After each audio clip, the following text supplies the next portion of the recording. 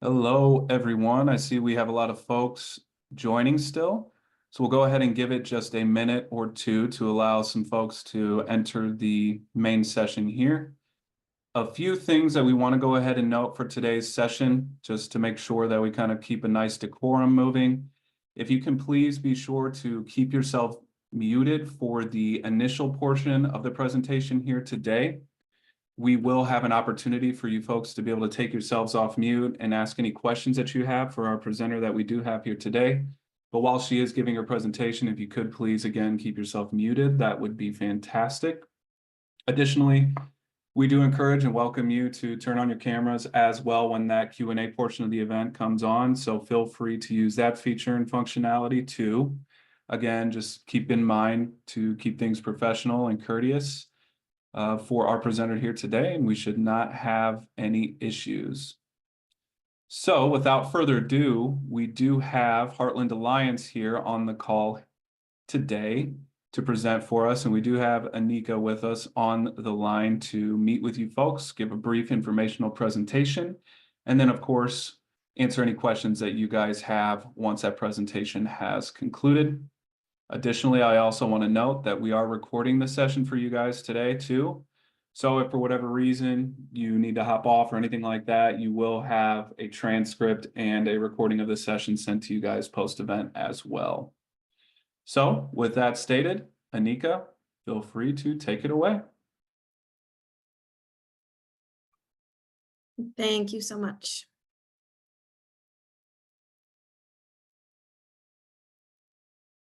All right, feel free to go to that next slide.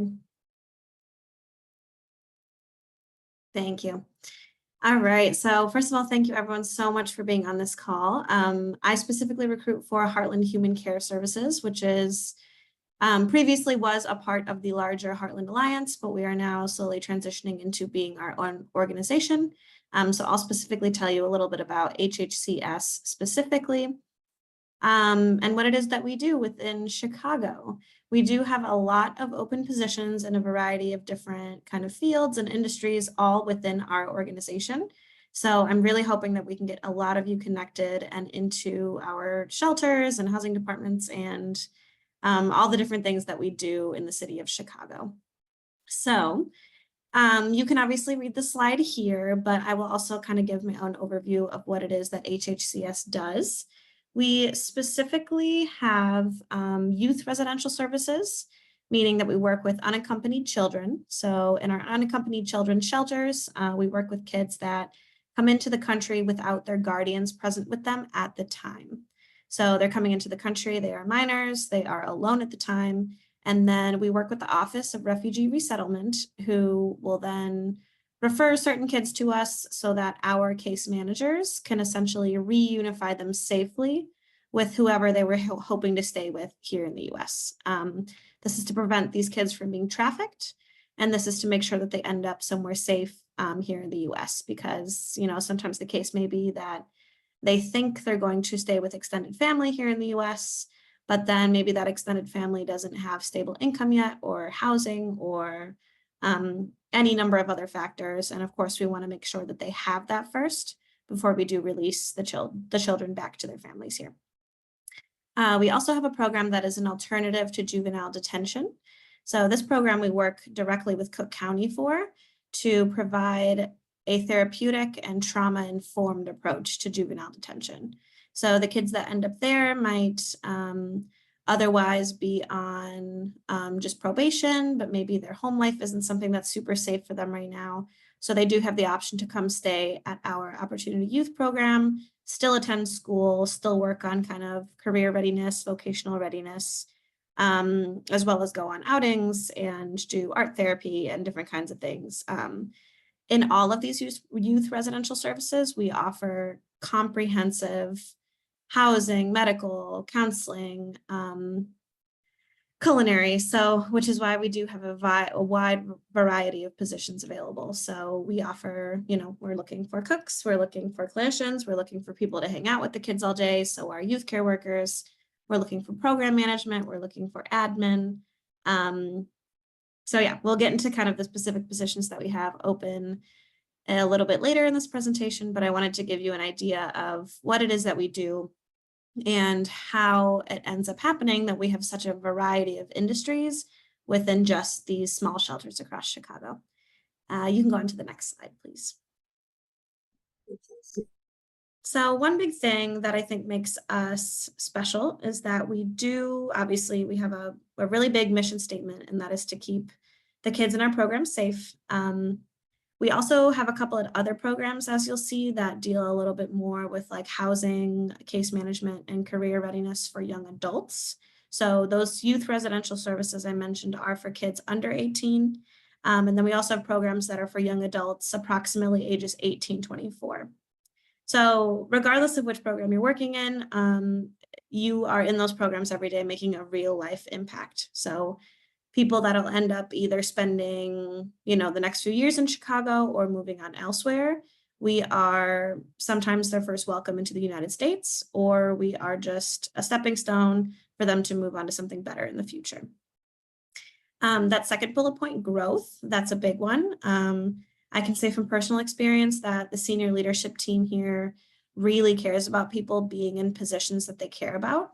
So I'm a talent acquisition specialist currently, and I process a lot of promotions and transfers and stuff like that as well. So obviously I'm looking into new hires, but I frequently see transfers or internal promotions of people that potentially started with us as a cook, but, are really interested in clinical positions and are now, went back to school. We do offer tuition reimbursement as well as loan forgiveness as part of our benefits package. So it is definitely something where you can go back to school and then receive a promotion with us once that degree is received. Another thing we do is that we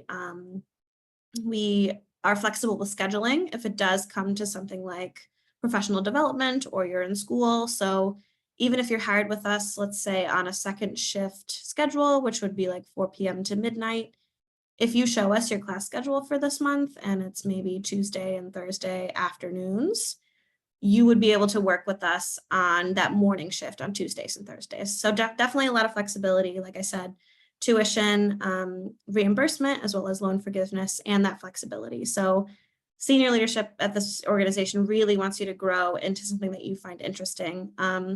And with most things, even if it's that you're just transferring into a different role, that transfer will typically come with a little bit of extra compensation as well, even if it's not directly a promotion. So definitely a place where you can grow and kind of hopefully, spend a long time in your professional career with us. We do offer annual 4 to 5% raises as well. And like I said, just a really comprehensive benefits package. So I'll discuss more on that later, but to give you another idea of what makes us, I think, different as an organization. Obviously, that community is big, not only within those programs, but also with the participants that we work with. And throughout all of that, we, of course, have a culture that embodies the courage, partnership, respect, again, within your actual colleagues, within your senior leadership, but also, of course, with the actual participants that we are working with. And then please do know, I think what I'll do, I am seeing the questions in the chat. I will get to all of those at the end, if that's okay. So please continue to write them and I'll make sure to get to them once the formal presentation is over. Thank you. And next slide, please. Next one. Awesome. So this is a little bit of what I already talked about. So these safety shelters, these are the unaccompanied children's programs that I mentioned. So these are the minors under 18 that are coming into the country without a guardian present at the time. Our job is to keep them safe for the time being and eventually to safely reunify them with stable permanent housing here in the US. That Opportunity Youth Program is the one I already mentioned that deals with our local Chicago kids. So these are the kids that are taking advantage of this alternative to juvenile detention. So being able to be in a more therapeutic, trauma-informed alternative to juvenile detention. We also have our home study and post-release services, HSPRS for short. And this is essentially kind of like the long-term case management for the kids that were in any of our shelters. So basically what that means is, like, let's say a kid comes into the country, they end up being in one of our programs here in Chicago. And we end up reunifying them maybe with their grandparents who already live here. We then continue to follow up to make sure that those kids, are faring well there. So, making sure that things are going well there, making sure that everything seems right and is kind of lining up with what we assumed the case was when we did get them set up there. So we do offer that long-term case management as well, and these are part of our home study and post-release services. Go ahead to the next slide, please.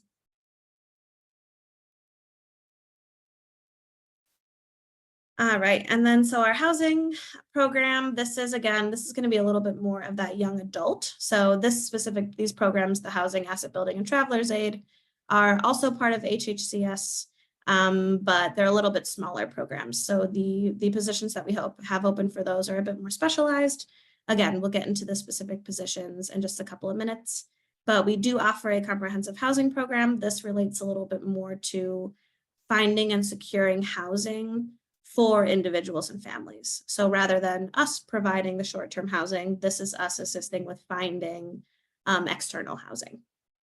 And then that asset building refers to, assisting with addressing financial issues. So helping you, find employment, helping you find community, helping you find English as a second language classes, if that's what you might need, helping you find access to social services, so things like that, again, for both young adults, individuals, and families. And then our Travelers Aid, which is that last one, we do have a program also at O'Hare, which essentially is what it sounds like. So it provides travel assistance, including social services, to people and vulnerable populations that are traveling either to Chicago as refugees or immigrants, or maybe just through Chicago and will end up elsewhere. So let's say, refugees arrive here into the country, they can instantly go to that office at O'Hare and get that Travelers Aid assistance right away. Next slide, please. And then we have our RICS program, which is which is an acronym for our Refugee Immigrant Community Services. And again, this is more of what I was just touching on, which is that we are assisting with case management, resettlement services, assisting with youth and families alike, helping them get employment, and then, assisting with English as a second language classes, if that's what's required. Freedom from trafficking is kind of a subset of that. So again, I mentioned that our unaccompanied children's programs, those kids under 18 coming into the country without family, we are definitely watching for trafficking in those populations. But of course, human trafficking can happen, unfortunately, at any age. So we also have a freedom from trafficking program that deals with this for adults over the age of 18 as well. And then we have our violence recovery services. And this is strength-based services that are trauma-informed and therapeutic, again, that just aim to assist children, adults, and families that have been impacted by either domestic or sexual violence somewhere in Chicago. So that's, again, more case management services, and we always try to be as comprehensive as possible. We have a saying here at Heartland that no door is the wrong one. So, even if a minor under, 18 walks into a door that is specifically for maybe our young adults looking for housing, we'll be able to send them somewhere that can help them. So no matter where you walk into our doors, we can offer hopefully something that'll bring you to that next step in the right direction. So it's all kind of interconnected. Almost every program does offer, mental health services, medical services, housing, employment services, as well as any other community or social services you might need to take advantage of. Next slide, please. All right, and our workforce development program, this program is special because in this program we are background friendly as well. So obviously we understand, things happen and we want to try to be as background friendly as possible. So this program is specifically for candidates that might have some misdemeanors or felony drug cases. We are able to provide employment at this workforce development program as well. Here we have the READY program, which is Rapid Employment and Development, our Rapid Employment and Development Initiative, where You said basically, they deal with felons also? yes, Oh. depending, yeah, it kind of depends. I can touch more on that later. Feel free to put it in the chat just so that I remember. But yeah, I can kind of touch on what the exclusions to that would be, if any. But yes, for this, we are essentially helping others that have been in similar situations gain employment and kind of develop their own supportive services. And then we also have a FarmWorks program that is specifically farming and then kind of sustaining food that we are then able to supply to low-income communities. Because in Chicago, especially on those west and south sides, affordable, healthy food is in really short supply. And if it's not, it tends to be very expensive. Lastly, we have our SEED program, which is supporting education and employment. Again, this is all kind of those comprehensive services. So even if you walk in to the door hoping for us to assist with education, we are likely also going to be able to help with mental health counseling, employment, and any other case management that you might be able to take advantage of. Next slide, please. Okay, so now for our open positions.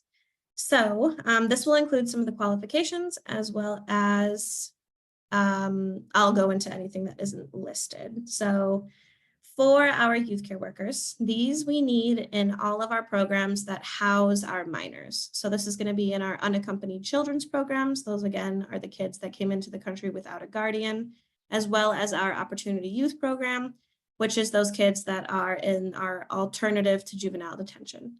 So at this program, the qualifications for this are just a high school diploma or a GED, and at least 1 year of previous experience working with kids.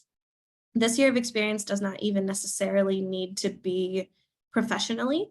If you've been volunteering at a church camp, working with youth, or babysitting, or anything that you can put on a resume to kind of demonstrate that year of experience, you are good to go there. As you see, the starting rate there is minimum wage. However, all of these roles that I'm about to go through are unionized, meaning that any additional experience that you bring in related to the role is actually going to start you at a higher salary rate.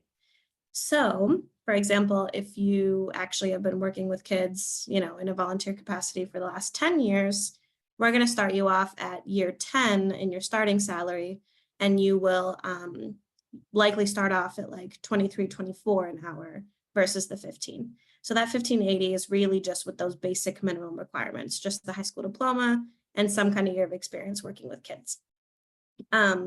This is available at all of our locations. However, for some of our programs, we do also require candidates to be bilingual if you are looking to work on first shift. So we obviously are 24-hour shelters. So we are looking for first shift, second shift, and third shift. First is from 8 a.m. to 4 p.m. Second is from 4 p.m. to midnight. And then third is midnight to 8 a.m. So sometimes for first shift, we do require bilingual candidates. Just keep that in mind. But those overnight shifts are always available for just English speakers as well. Locations for that, we have our programs in Rogers Park in Chicago, in Bronzeville, Chicago, in Beverly, Chicago, and in Logan Square. So those are the 4 programs that we are looking for youth care workers at. This next tier is our family reunification specialists. Those are also in our UC programs, same locations I just mentioned, and these are our case managers. So these are the ones actually connecting the kids with the people they're planning on staying with here in the US, as well as connecting with their family in their home country, and just kind of moving the case along to ensure that we do secure some kind of long-term housing for the kids. For this, you do need a bachelor's degree. You do need to be bilingual and have at least 1 year of previous case management or admin experience. Lastly, we have our mental health clinical practitioners. Those we actually did just get an increase in the salary since it does require that master's degree. That starting rate is going to be at $28 an hour now. And with these, just like with the youth care worker, these are all unionized positions, meaning that if you're bringing in, 5 to 10 years of experience, we're already going to start you off at your year 5 salary. So these are just our starting rates that are mentioned here.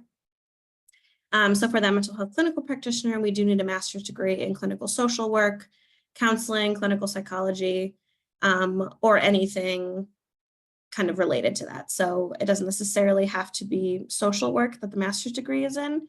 What it does need to be is make you eligible to take the LPC exam. So that's the one thing. There's a couple of different masters that qualify for that, but eventually you do need to be able to qualify to take the LPC exam. You do need to be bilingual for that role as well. We've received a waiver recently from our funder that we can have up to 25% of our staff in this role be non-bilingual. So there are a couple of openings for this role for English speakers only. And at the end of this, I am going to share my contact information with you all. So if you think, you'd be a great fit for this, but maybe the bilingual component is the only thing that you don't qualify for, definitely still reach out because maybe there's a program that we can fit you in.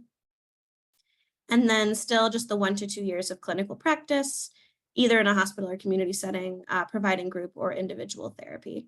From what I found is that if you are eligible to take that LPC exam, you likely already have the clinical experience and hours necessary to so that you qualify for this role. Next slide, please.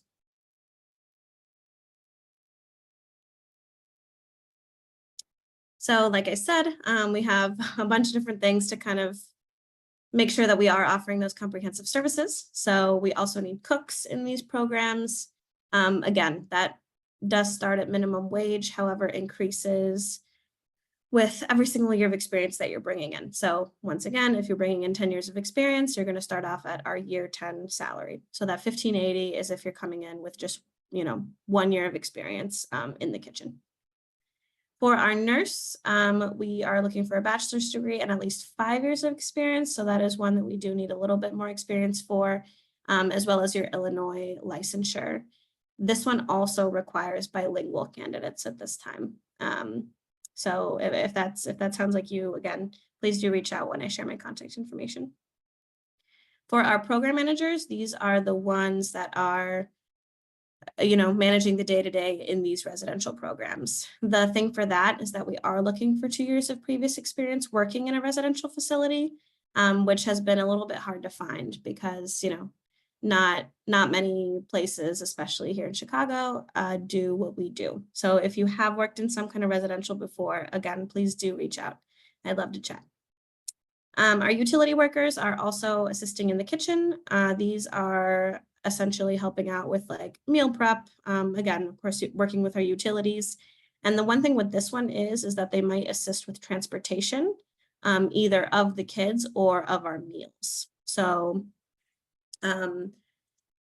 sometimes we prepare things in our biggest kitchen at our Bronzeville program, and then we, move those meals to other programs. So hence why the utility worker does need to have that driver's license, because they do help with transporting our meals to other programs sometimes.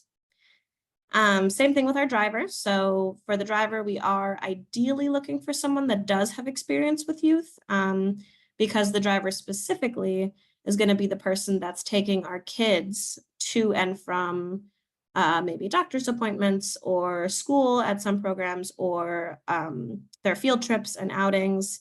So you actually don't need a professional CDL or anything like that. And we'd rather you have experience working with kids, because you're just going to be taking a regular program van. It's not a truck or anything, and transporting, like I said, the kids in our programs to field trips or doctor's appointments or any other outings they might be on. Next slide, please.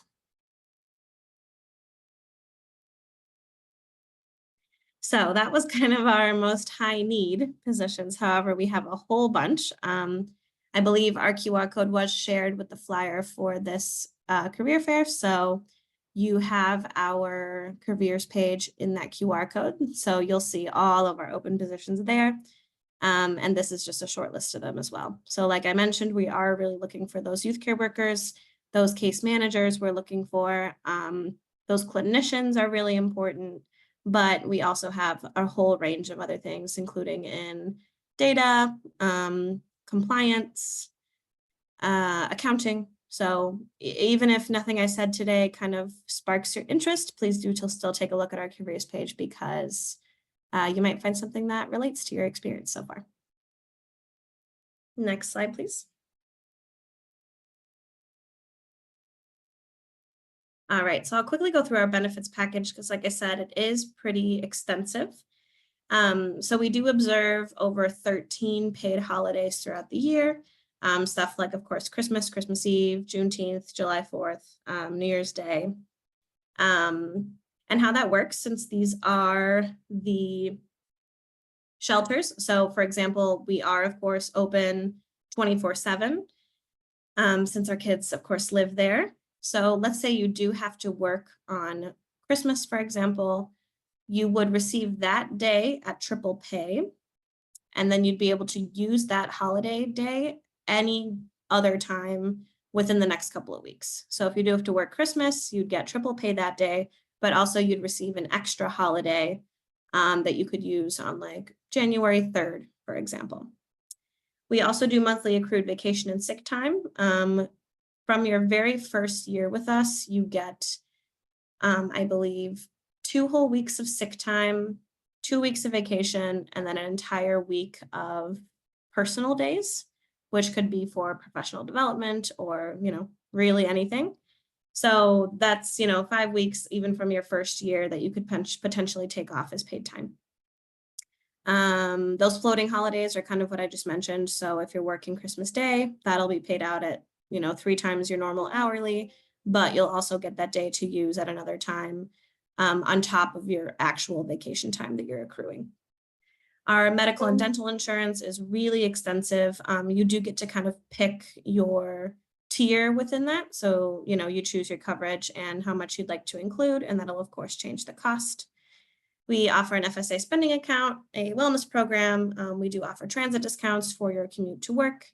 Like I mentioned, we have that tuition reimbursement and also loan forgiveness. We contribute to your 401k. We offer life insurance. And then of course we have employee assistance programs because, just because you're employed with us doesn't mean other things aren't going on in life. So we do have kind of comprehensive social services for our employees as well. And then every now and then we do get special vendor discounts. While we're on this page, I'll mention one more thing. Like I mentioned with salary, we receive annual 4 to 5% raises every year. You will receive that as long as you are meeting basic requirements for your role. So just for having spent the year with us, you'll get that 4 to 5% increase. And then anytime, as long as your position is unionized, which all the ones I went through today are, if you are working anything over your regular 40 hours a week, you will be paid at your regular hourly rate at time and a half. So yeah, you are eligible for overtime at time and a half, which is another great perk. Next slide, please. All right, so I believe that the QR code was just shared in the chat. Feel free to use that to get to our job openings. They are live and updated. So what you see there is what we currently have available. The job descriptions and postings themselves will tell you what shift is for that role, what location, and then of course the job description. So feel free to check us out on our career page as well as our LinkedIn. And I think, go ahead to the next slide, but I think this might be a good time for me to share my contact. Oh, perfect. So my email is there. My name's Annika, so I'm the third one there, aness@heartlandhumancareservices.org. I will also go ahead and share my work phone in the chat.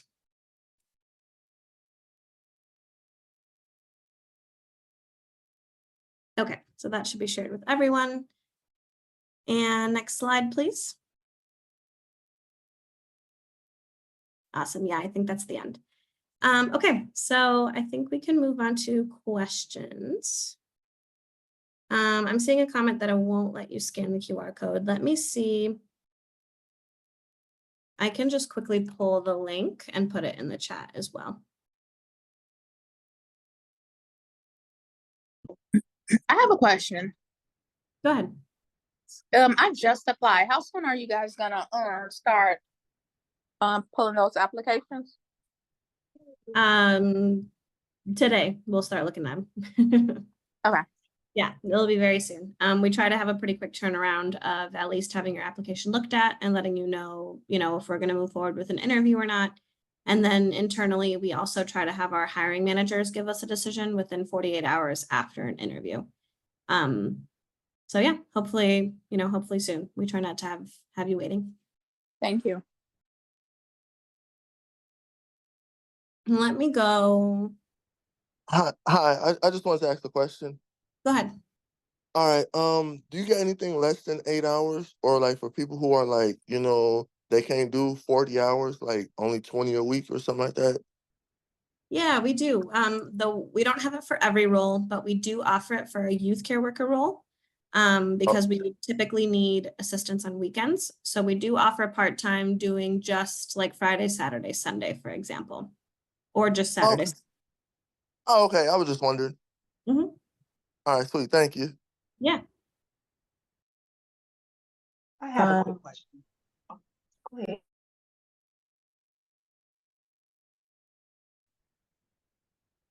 Could you put the apply link in the chat as well? Yes. Sorry about that. I'm looking for it real quick.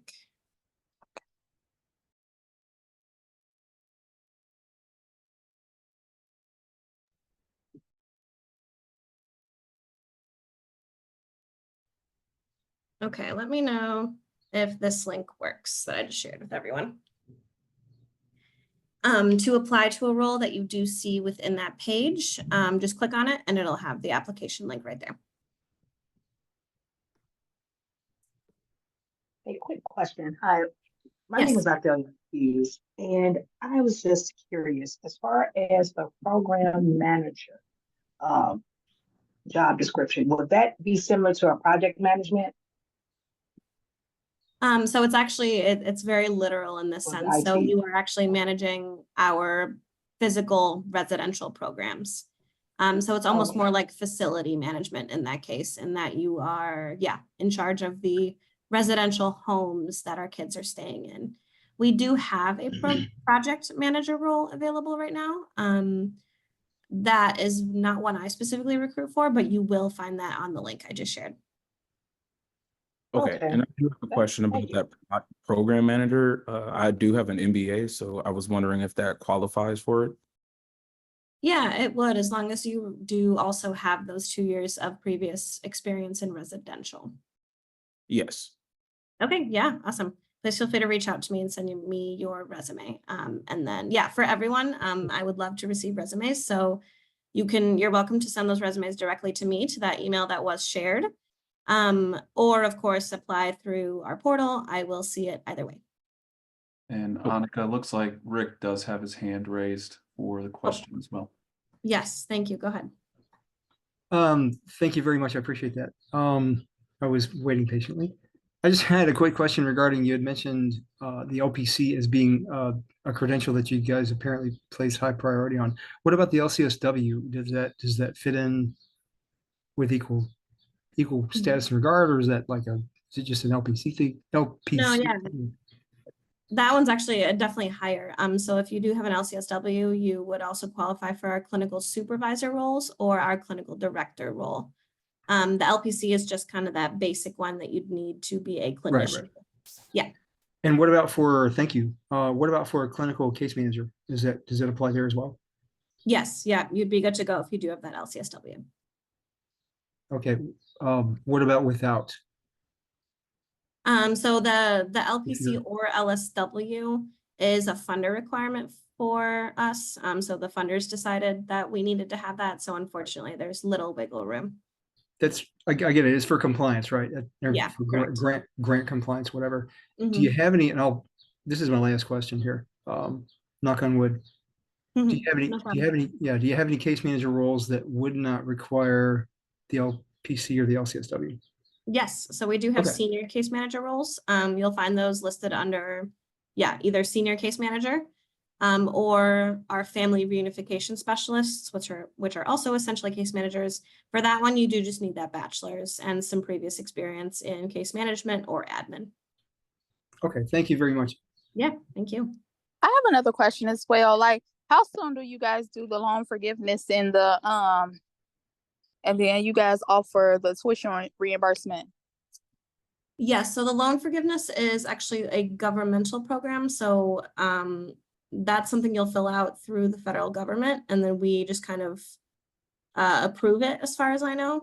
I do believe the loan forgiveness takes a few years per the government regulation for it. The tuition reimbursement, though, you are eligible for as soon as you pass probation with us. Your probationary period is 120 days for most roles. So as soon as you pass that, you are good to go to start applying for that tuition reimbursement. All right, thank you. Okay, and I had another quick question. I have my hand raised, but I was wondering for the mental health practitioner for the master's, you were saying like it just requires something in social service, but would business also work for that? Or? So it needs to be in some kind of a master's degree that does let you be eligible for that LPC. As far as I know, unfortunately, business wouldn't qualify you to take the LPC. But if for some reason it does, then you'd be good to go. Okay, I was just exploring my options, but I think I'll lean towards the program manager. Yeah, awesome. Thank you. I have a quick question. Oh. Go ahead. You could go ahead. Oh, thank you. My question is for which title is for the job that a person can speak English, that you got a grant for like 25% of the workers? Yes, so that was for our mental health clinical practitioner role. That's the one that does require the master's and then to be license eligible at the very least. To clarify for that, you don't need to already have your LPC. You just need to be eligible for it, because we will then assist you in getting it after you do receive the position with us. Oh, thank you. Annika, Yeah. we do Darlene. She's got her hands up as well. Yes, thank you. Good morning to each and everyone. I'm Darlene Gills Briggs. Two things. I wanted to mention that on this past Saturday, I had was listening to a talk show with a I don't know what her position was, but her name is Shanice Smith, and she was there advocating, Heartland Human Care Services. And I did email her my resume and tried to contact her too, but her voicemail was so full, letting her know that I was very much so interested in applying, for whatever positions. But and in addition to that, I did in the chat, I did send you some positions that I knew that I would qualify for, that I was interested in. But I was also concerned about this one position. I can't quite remember what the title was, but it did require you to have a bachelor's degree and like 2 years of residential experience. I haven't completed the bachelor's, that was so many hours, but haven't completed. And I do have the residential experience. So how would that work? Would it still require me to have the bachelor's even though I have the experience? Thank you. Yeah, of course. So again, we are a nonprofit, so we are funder. Yeah, our funders fund us, obviously. So with some of these things, they are unfortunately a little bit strict. So you would need to have that bachelor's before you would be available or eligible for that program manager role. However, what people have done is start in a different role. For example, they start as a case manager, and then through our tuition reimbursement are able to finish their degree. And then as soon as that degree is received, they can be promoted into the role that they were originally looking for. So I completely understand, of course, if you know. Oh, I wasn't aware that the case manager position didn't require the bachelor's. Okay, so that's something, that's an No, option. that one does as well. I apologize. That was mine. Oh, okay. All right, thank you. Yeah, sorry about that. That does as well. No I should have problem. said youth care worker. I should have said youth care worker. Thank you. Good morning, Annika. Yes, go ahead. Hi, my name is Lisa Moore. I am curious to find out, I have an MBA in healthcare administration. I have experience as a program manager for residential facility, and I also have experience as a project manager. Now, I will, with completing the application, do I have to do two separate applications for each of those titles? Or would one suffice? Yes, I would fill out both just because there are different recruiters for each role. So yes, I do recommend filling out both, Okay, thank you. of course.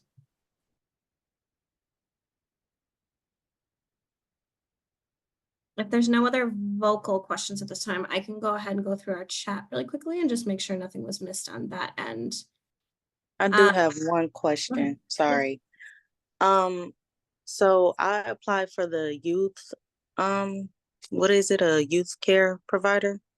Youth care worker, yes. Youth care worker. So I was wondering if I qualify. I work as a mental health tech, and I do have years and experience with working with kids for at least like 4 years. So do you think that would, suffice as working as a youth care worker? Yeah, absolutely. It can be any, that would actually be really helpful because you already kind of have that clinical perspective that we're looking for. So yes, that would definitely qualify you. And do I still get that $15 or do it Yeah, that would count. increase? Yes, it would increase. That would definitely count towards your starting years that we would put you at. Okay, cool. Thank you. Yeah. So regarding the hiring locations from one of these first questions, we are just in Chicago. So I mentioned the 4 neighborhoods that we're in. We are in Rogers Park, Bronzeville, Beverly, and Logan Square. We also have 2 office spaces. So if you are looking for one of those kind of office roles that we have, those are going to be in Uptown, and we also have one in the Loop. Those roles, again, we are a little bit more niche. For a lot of the ones I mentioned today, we are looking for multiple people to fill those roles across all of our programs. So We do have Maya who raised her hand as well. yes, go ahead. Thank you. Sorry, I just forgot to lower it. Ah, got you. No worries. I have a question. Of course. So I've worked for the state of Illinois with the Chicago Immigration Shelter as a program manager and project manager. So I'm thinking, does that qualify me for the project manager positions? Yeah, so it sounds like it would definitely qualify you for our program manager role. Again, that's one I recruit for. For the project manager, I apologize, I'm not exactly for a positive what their specific requirements are right now. But like I said earlier, I would definitely apply to both because yeah, it'll be different recruiters that'll reach out. Okay. And sorry to say, do they even respond? Because sometimes people apply, no one says anything sometimes. So Yeah, I completely understand that. The like, frustration. yeah, didn't get it, just say, okay, thank you for your, but some job, they don't even say anything wrong.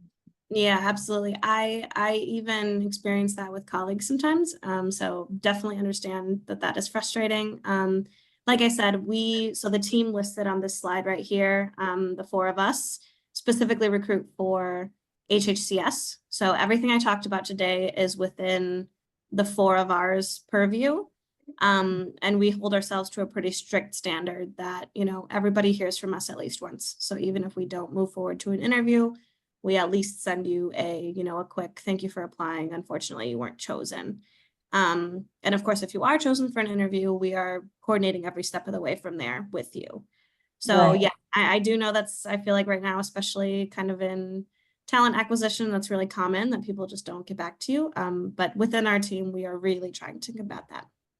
Yes, thank you.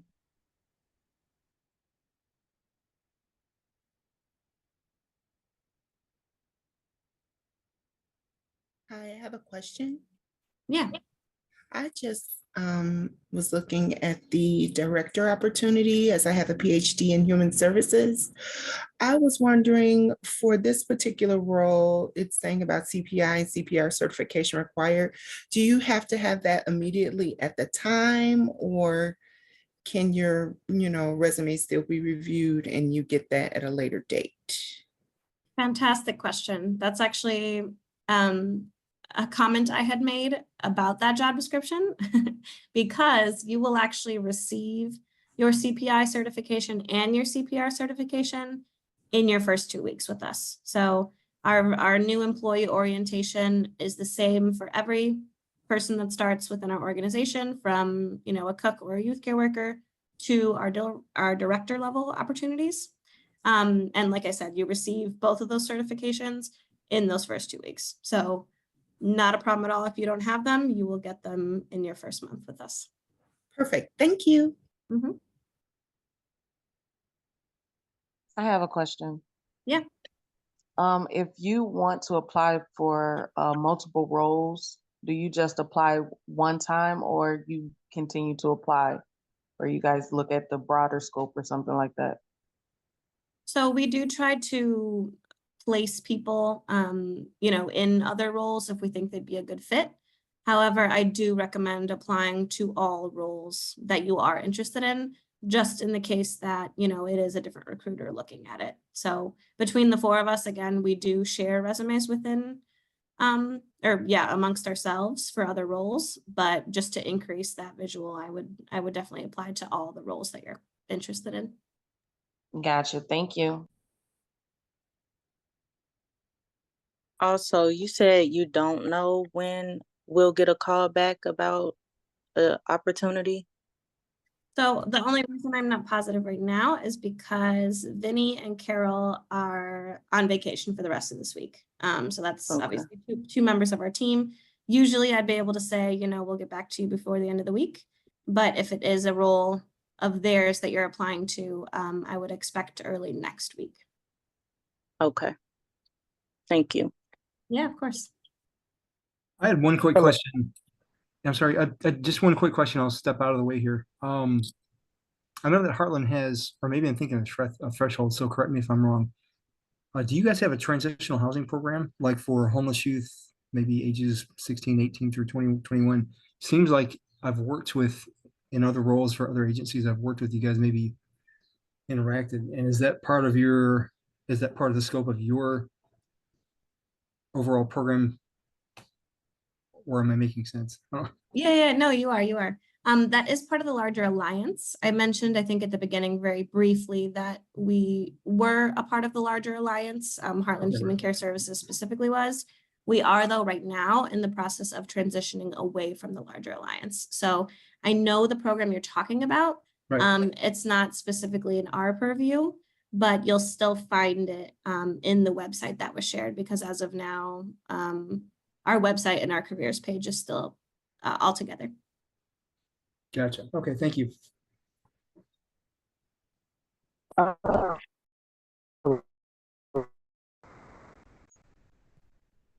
Hello.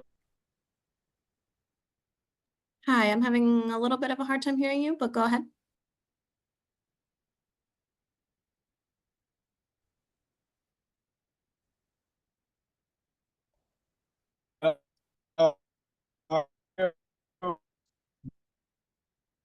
Hi, sir, you're cutting in and out. You're still cutting in and out. So I would say if you can, throw your question into the chat and we can get Annika to answer it that way.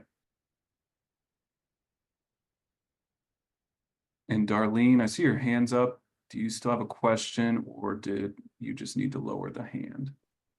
Yes, I do need to lower the hand, but I did put a message in chat for Ms. Anessa. If she could respond to it if time permits. Thank you. Thank you. Let me lower my hand. Thank you, Darlene. I do see that message.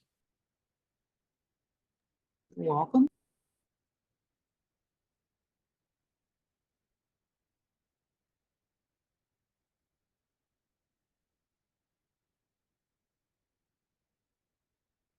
Let me quickly review any other questions that might have been in the chat.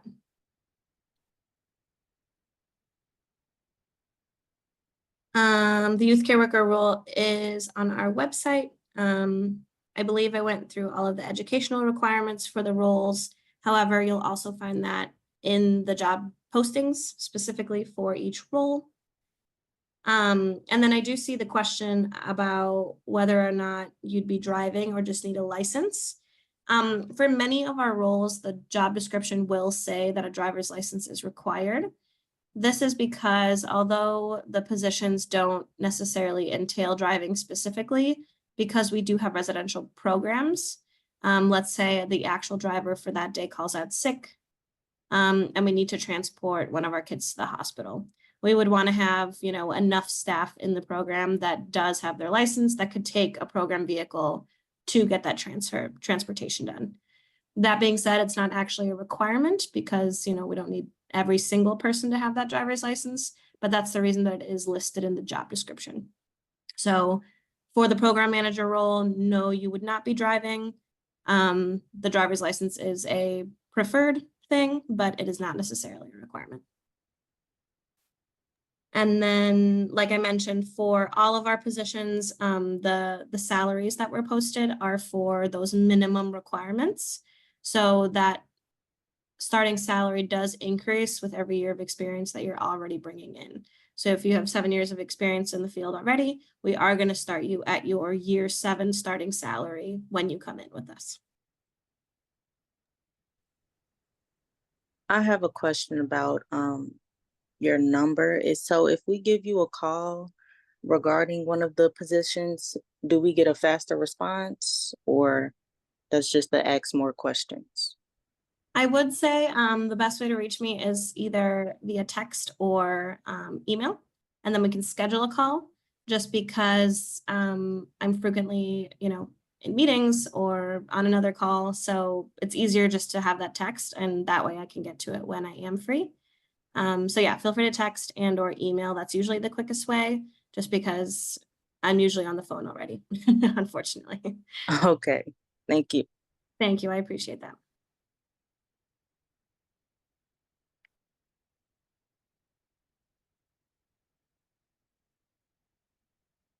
And then, yeah, to reiterate, for our morning shifts, for the youth care worker role, we are looking for bilingual candidates at this time.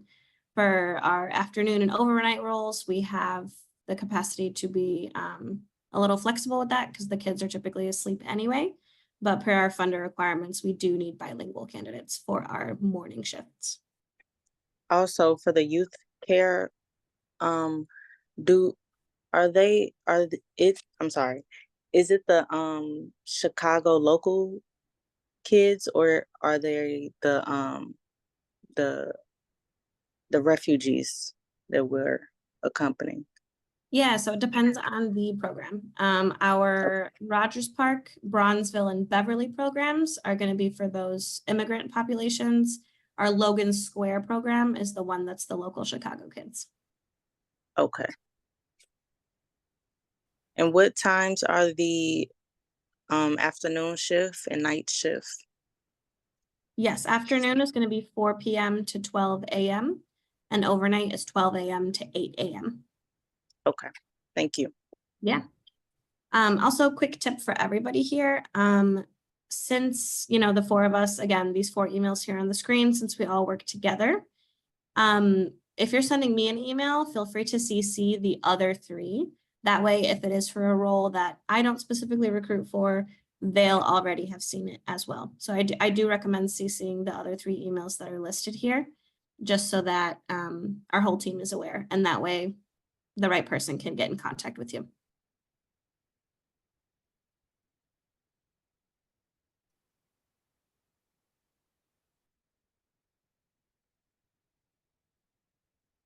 For our traveler's aid and O'Hare Airport positions, that's one of those programs that's not specifically within HHCS, so that's going to be part of the larger Heartland Alliance. Again, still something that you can find within our careers page, but not something that I can specifically get you an interview for. I can try to find you a contact for someone else at Heartland Alliance. But yeah, specifically for that O'Hare program, that's not, unfortunately, in my or my team's purview. Oh, I had a great, great direct message question. Whether we offer night differential pay. Yes, we do. I forgot to mention that. For second shift and third shift, so that's that afternoon and the overnight, you do receive an extra 55 cents hourly. So whatever we end up offering you, you'll also get an extra 55 cents when you actually clock in. And extra shifts are, definitely allowed, encouraged. Like I said, anything over 40 hours, you're also going to be paid out at time and a half. So definitely a good opportunity to make some extra money.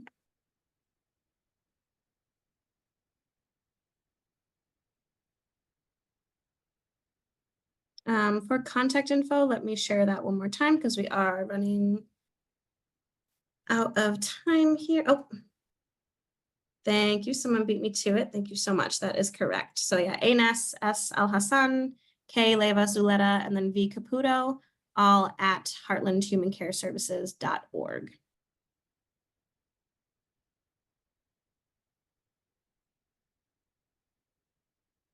Right, one final question about the immunization records that we require. For a lot of our immunization records, since we are working with kids that just came into the country, we do need, to be sure that we're not going to infect them with anything. And we also want to be immune ourselves in case they're bringing something in. For those, you're either going to have to show proof of immunization, so of a vaccine, or proof that you are immune because maybe you already had it in the case of like chickenpox or something like that. So yeah, either you show proof of the vaccine or proof of immunization in another way. All right, and like you said, you have my information, so I know we're running up on time here, but feel free to reach out to any of the four of us in the emails that were shared. And if you have any questions specifically, again, reach out. We will do our best to get to you as soon as we can. Thank you guys so much for being on this call today. Excellent. Thank you so much, Annika. And just a few things that we want to mention before we wrap up the call for you guys. The session has been recorded here today, and it will be uploaded to the Illinois WorkNet YouTube channel. So if you type into the search bar Illinois WorkNet, you'll see a playlist with all virtual job fairs that will include this event. Within 48 hours of the conclusion of the event, I will aim to have it uploaded before end of day tomorrow, before we head into the weekend. Additionally, when you registered for today's session, we did capture that information, of course, on the back end. So I will be forwarding that information on to Anika and her colleagues at Heartland, and I will also be forwarding that on to the healthcare sector center that helped partner with this event as well. And with that, everyone, have a great rest of your day. Thank you for joining. Thank you. Thank you.